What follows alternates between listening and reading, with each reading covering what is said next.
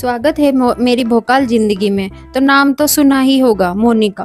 तो गाइज, राजस्थान की गर्मी में जब पापड़ सीखने लगे तो हमने सोचा कि क्यों ना अपनी भोकाल जिंदगी को थोड़ा ठंडा किया जाए। इसलिए हम सीधे लैंड कर गए हैं शिमला में। और भाई साहब, यहाँ पहुंचते ही जो हवा का थप्पड़ पड़ा है ना गाल पर, सारा भोकाल एक सेकंड में कुल्फी बन गया है। स्वेटर के ऊपर जैकेट, जैकेट के ऊपर इनर, ऐसा लग रहा है कि मैं शिमला घूमने नहीं बल्कि सियाचिन बॉर्डर पर जंग लड़ने आई हूँ। लेकिन रुको रुको, असली जादू तो अब शुरू हुआ है। लोग किस्में चमकाने आते हैं, हमारी तो लाइव स्नोफॉल ही शुरू हो गई। देखो, आसमान से बर्फ ऐसे गिर रही है जैसे ऊपर कोई बैठकर फ्री में रुई बांट रहा हो। फिल्मों में तो दिखाते हैं कि हीरोइन साड़ी पहनकर बर्फ में नाचती है। यहाँ अगर मैंने साड़ी पहनी ना तो डांस छोड़ो, लोग मुझे बर्फ का पुतला समझकर सेल्फी लेने लगेंगे। लाइव स्नो का मजा वही समझ सकता है जिसने कभी फ्रिज के फ्रीजर को खुरुच कर बर्फ न खाई हो। यह एकदम प्योर है भाई। सुनो असली कहानी। लाइव स्नोफॉल देखना तो किस्मत की बात है, लेकिन उस बर्फ में सरवाइव करना भाई साहब कलेजा चाहिए। यहाँ इतनी ठंड है कि लग रहा है कि खून की जगह नसों में वेनिला आइसक्रीम दौड़ रही है। ऐसा लग रहा था कि अंदर का कलेजा कांप कांप कर सीधे मुंह को आ जाएगा। पर हमारी बेटी के तेवर तो देखो। मैडम को ठंड वंड से कोई मतलब नहीं है, वो तो बर्फ देखकर ऐसी पागल हो गई जैसे उसे कुबेर का खजाना मिल गया हो। पूरे टाइम बस मम्मा स्नो, पापा स्नो करके ऐसे मजे ले रही थी। उसे देखकर हमारी भी कुल्फी जमी हुई हिम्मत वापस आ गई। फिर क्या था, जब बेटी फुल फॉर्म में थी तो मम्मी पापा कैसे पीछे रहते। मैंने भी चुपके से बर्फ का एक कड़क गोला बनाया और दे मारा सीधे मेरे पतिदेव की पीठ पर।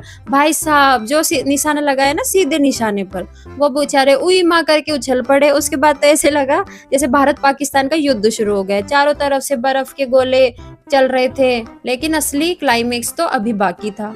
पतिदेव ने सोचा कि वो अपनी बेटी को गोद में उठाकर हीरो की तरह भागे। उन्होंने बेटी को उठाया, 2 कदम चले और धड़ाम, नीचे जमी थी चिकनी बर्फ।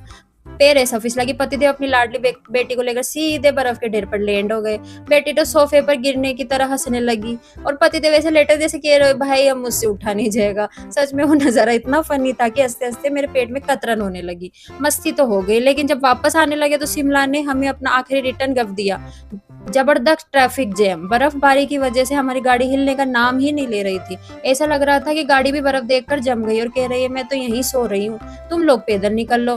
घंटों उस जैम में फंसे रहे, पैर सुन्न हो चुके थे। लेकिन सच बताऊं भाई, उस जैम में फंसने का भी अलग ही मजा था। खिड़की से बाहर बर्फ गिरती देखना, चाय की चुस्कियां लेना, भले ही आफत थी, पर इस भोकाली जिंदगी का सबसे यादगार और कड़क एक्सपीरियंस था। अब बर्फ गिर गई है तो यहाँ चलना किसी एडवेंचर से कम नहीं है। यहाँ हर दूसरा इंसान बिना म्यूजिक के डिस्को स्टेप्स कर रहा है, क्योंकि नीचे लगी है एकदम चिकनी बर्फ। भाई, यहाँ पैर ऐसे संभाल कर रखने पड़ते जैसे लाइफ में अपनी इज्जत संभालनी हो। एक पैर यहाँ, दूसरा वहां। अगर सीधा गिरे तो सीधा हड्डी पसली एक का लाइव शो हो जाएगा। लेकिन मोनिका का भोकाल ऐसे कैसे गिर जाए। हम तो गिरते गिरते भी स्टाइल मार लेते हैं। इतनी ठंड में अगर शिमला की मैगी और गरम गरम चाय ना मिले तो भगवान भी माफ नहीं करेगा।